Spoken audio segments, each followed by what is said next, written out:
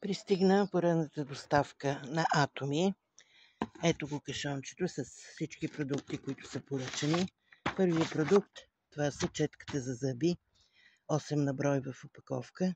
Характерното за тях е, че влакната имат нанозлато покритие, което е антибактериално, то е ядливо и след като дори се почисти четката за зъби, нанозлатото продължава да убива бактериите. Затова казваме, че четките са самопочистващи се. Имаме 2 на брой поръчани.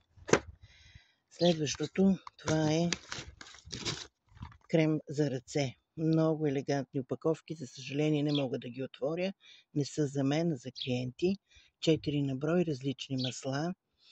Омекотяват, хидратират кожата, премахват тъмните петна и много удобни за носене в чанта, така че може да се ползват целодневно. Следващия продукт, това е витамин С. Знаеме за ползите от витамин С, че е полезен за здравето, специално за децата. Излича се от 7 плода, 90 сашета са, по едно на ден, могат да се ползват 3 месеца. Следващия продукт – спирулина. Спирулина се извлича от водорасли от езеро в един от най-големите острови в Южна Корея.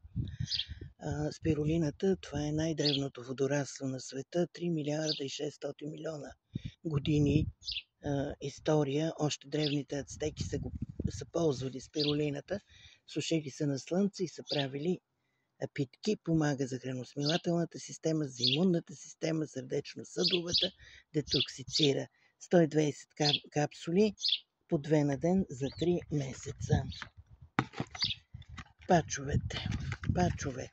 Те също се извличат от водорасли и помагат за намаляване на турбичките под очите. Могат да се прилагат всекидневно или по желание, когато ви е удобно. И прословутата паста за зъби, която всички харесват и искат да ползват.